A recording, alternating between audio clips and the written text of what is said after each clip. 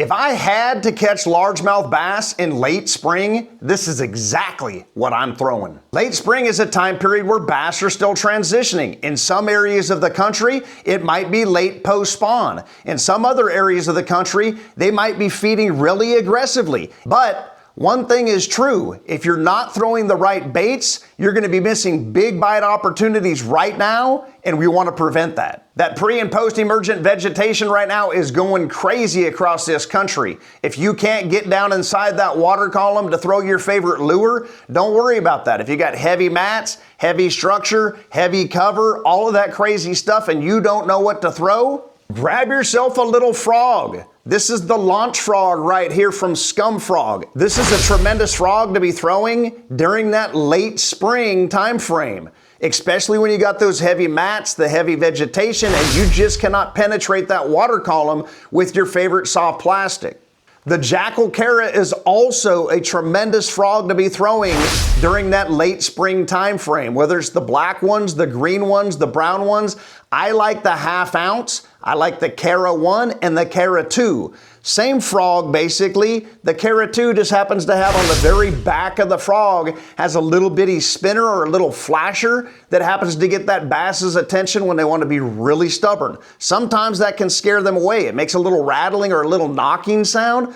I prefer the Cara 1, but the Cara 1 and the Cara 2 are a good choice when you're throwing that topwater frog in late spring. I have better luck with the browns and the greens in the area that I'm in. Down here in the south, you might have better luck with the whites or the yellows and things of that nature. Grab a couple of different frogs, whether it's the popping frog, the walking frog, whatever it is that you like, and get out there and throw that thing during this late spring time frame. Whether you're throwing that walking frog or that popping frog, this is the time to get out there and throw that broomstick, if you will, the heavy rod. Get that braid on there. Get out there, pop it, walk it, move it around a little bit. Sometimes the bass want it slow, other times they want it a little more quickly. Get out there on the water and experiment. Remember, this isn't catching, this is fishing. One thing that'll help you out, if you're not getting hit straight away on the frog, do not reach for another frog and try to retie. Think about your retrieve, changing your retrieve, changing the timing on the hops, the skips, the jumps, the walks. Think about that first before changing the bait. Change your retrieve. Longer pauses, slower pauses, working it faster, working it slower. Let the bass decide if he likes it or not, but make sure to give him plenty of options. If you can run a treble hook in the water column and you don't have to use that frog, or if you're using the frog, it just doesn't seem to be getting bit, and you can use that treble hook in the water column without getting snagged on all that cover, the Whopper Plopper. Any series. If you like the bigger ones, throw the bigger ones. If you like the smaller ones, throw the smaller ones. The bone, the perch, and the white are my favorite colors to use. I like using the smaller variety versus the big variety. But again, let the bass dictate what he wants or what she wants. That's the key here, not what we favor.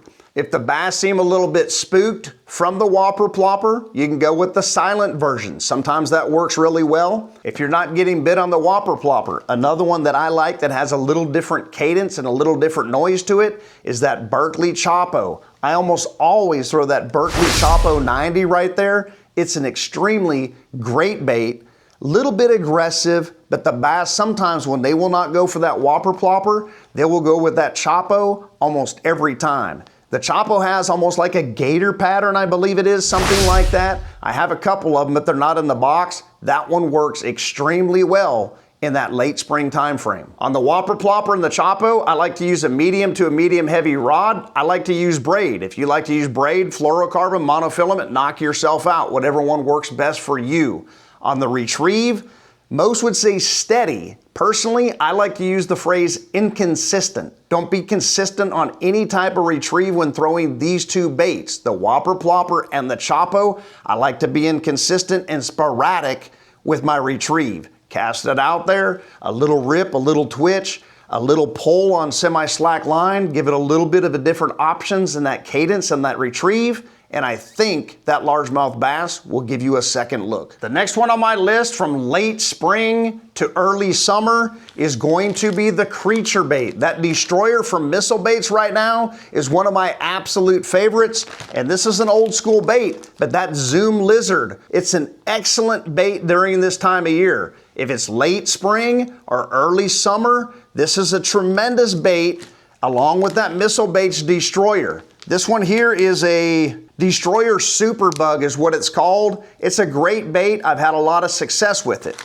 Don't overthink the process. Get your favorite hook for these, Texas rig them, use as little as weight as possible. If you like the extra wide gap, use it. If you like the worm hook, use it. Get you some 1 3s and 5s or something like that in the extra wide gap. Get you some 1 3s and 5s in that worm hook. Get some 3/16 ounce weight and send that bad boy. These creature baits are really good. The lighter the weight, the more realistic the fall rate's going to be. They will get you bit during that late spring, early summer bite. Whatever your favorite creature bait is, get out there, throw them. It's an excellent soft plastic during this time. The next one, folks, if you're not using this some way, shape, or form in late spring when you're chasing that largemouth bass, something is probably wrong with you. The one that's really tearing it up for me right now is that bruised banana trick worm from Zoom. I exclusively use Zoom trick worms. I do not like any other brand, maker, or manufacturer of the trick worm.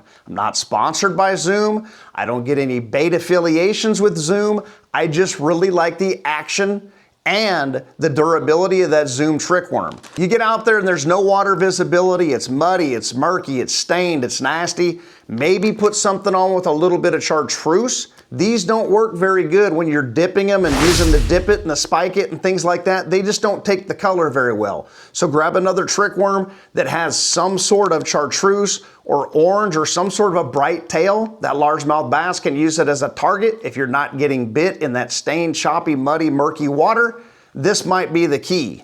Otherwise, I'm telling you, my absolute favorite. Of course, I like the green pumpkin, the things like that. Black is really good, and the one that gets bit the most during that late spring, early summer time frame is going to be that bruised banana trick worm from Zoom. If you can go with a number 2, go with that number 2 right there. It seems excessively small, but I'm telling you right now, the number 1 or the number 2 mosquito hook works extremely well. You don't want a big hook when you're chasing largemouth bass. If you're using them 4 and 5/0 hooks exclusively, that's probably the reason you're missing a lot of bites or not getting bit whatsoever. Again, get the 1s and the 2s and the 3s for the worm hook or the extra wide gap hook. Those will also help you when throwing that trick worm. Last but not least, if you're not getting bit whatsoever, that trick worm is going to be the one, or just your regular stick bait. If you like that KVD Ocho, send it. If you like that Zoom Slinky, send it. Get some 4-inch and some 6-inch stick baits and they will work extremely well during that late spring, early summer time frame. If you're going to use weights, guys, don't be a weight snob.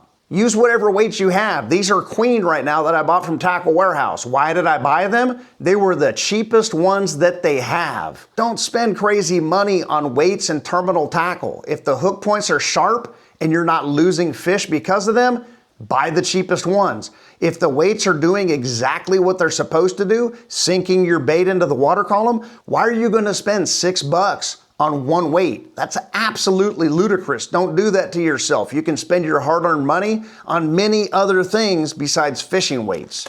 Personally, if I'm taking any kind of a stick bait whatsoever and I'm going to Texas rig it, 3/0 worm hook is all I need. If you want to use bigger, go ahead. You want to use smaller, go ahead. I go with something right in the middle, 3/0, and then I go up or down from there a little bit if I need to. If I can get away with a 1/0, that's what I'm going to use. If you're wacky rigging and you want to use the O-rings, the collars, things of that nature, VMC makes the absolute best one, but these things are expensive. Number 1, number 2 mosquito hook, if I can use that in one of those collars or bands, I'm going to go with that. As long as you got enough of a bite gap to still get the hook point into the largemouth bass's mouth, keep them pinned and you're not losing them, go with the smallest weight, go with the smallest hook, and I think you'll have a whole lot better chance out there and more bite opportunities are going to turn into landing more bass. Folks, if you have not got out there this year yet and you have not been out there fishing, the late spring and the early summer bite is second to none. Get out there. Enjoy the experience. Understand that it is fishing, not catching. As long as you're learning and getting better along the way, that's what it's all about. I go online and I see way too many young men selling their fishing gear. I'll buy it from you, but the problem is I ask them why they're not fishing anymore, and most of the time like, there's no fish in our area. I don't ever catch anything anyway. I'll use the money for something else. Don't lose the hobby of fishing. It will change your life. It'll make your life better. It can also make you go broke, but it's a ton of fun. Anyway, guys, I hope you learned something on this episode of Aquaholic Fishing. If you did, smash that like button, hit subscribe, and we will see you guys out on the water.